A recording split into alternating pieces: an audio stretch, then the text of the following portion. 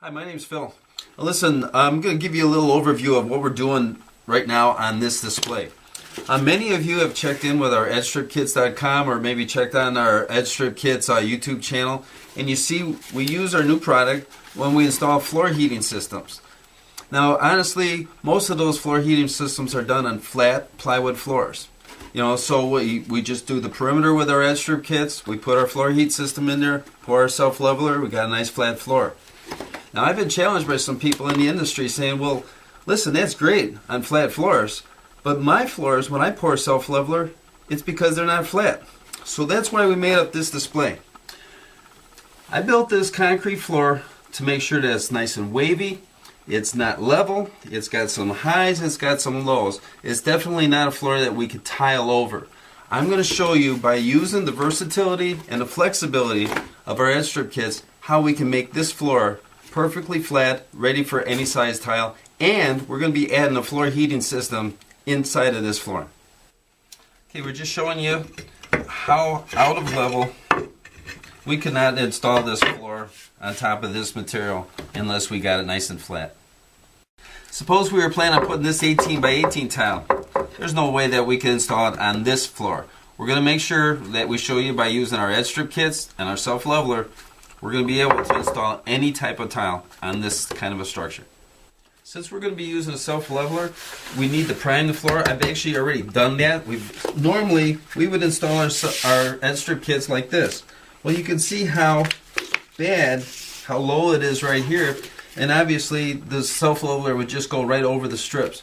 So the difference now, around the perimeter on the drywall, we'll actually be able to install them this way, and the flexibility of the edge strips will be able to go right down to our unlevel floor. The first step is to just peel and stick. They come with a pressure sensitive adhesive, which is awesome. We can just stick it to the drywall, and again, follow the contour of the bad floor. Push it tight, and that one's done. Edge strips cut simply with a standard utility knife. Peel and stick.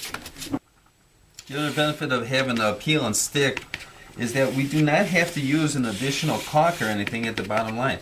This will be enough to contain our self-leveler. Okay, right here we got our 2x4s to kind of simulate our door opening. So this will be our threshold.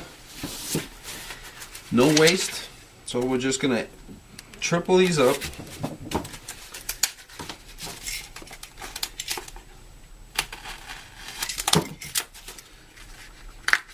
And they peel and they stick.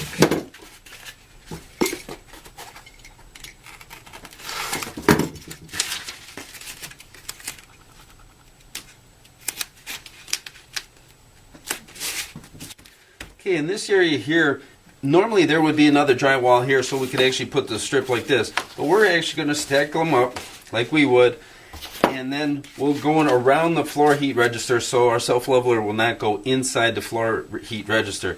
I'm going to pull all three of these off, and we're going to show a profile once the self-leveler has actually dried.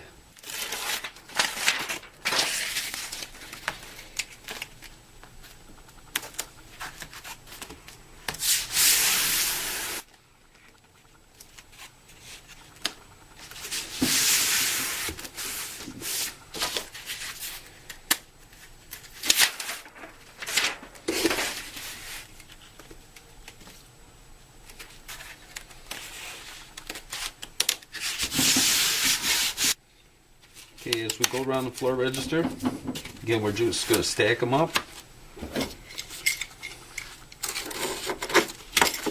And these will be able to be cut out later. But they're just designed to make sure that the floor or leveler, the self-leveler, does not go into this full floor register. Okay, we got 2 layers, now we'll add a 3rd layer. Now when we pour our self-leveler, we do not come up to the top of these all we have to do, we're going to have a floor heat system in here. All we have to do is pour until the floor heat system is covered. Then we're actually going to pull back, and you'll see at the end we're going to pull back the top pieces, and then we can fill that in with patch. Okay, we're back. We're going to kind of fast forward a little bit. What I did is I actually already installed our floor heating systems. I got a mat system, of course, and we got a cable system. And this is just for this display purposes to prove how well the self-leveler will cover up the floor heat systems.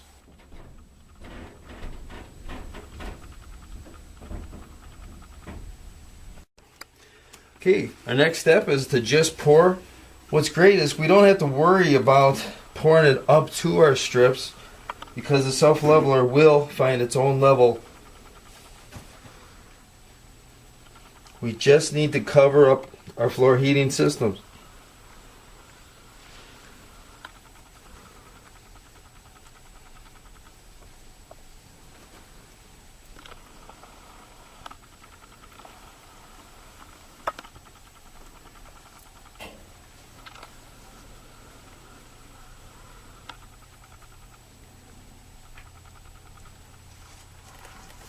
Now that's going to be perfect.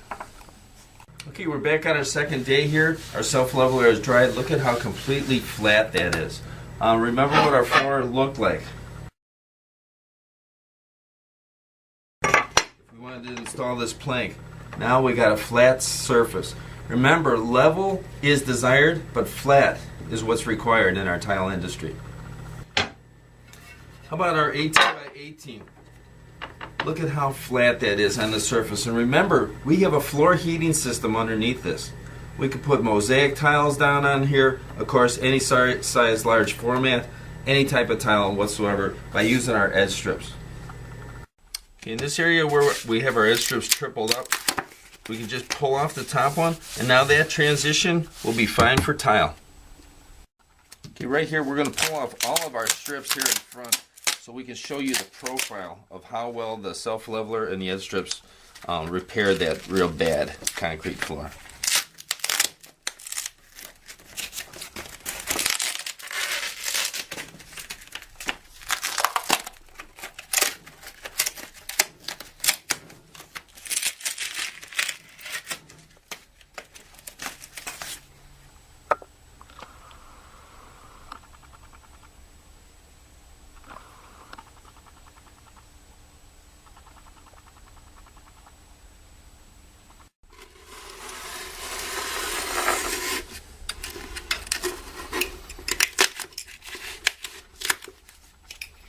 I said there was another advantage of using the edge strips.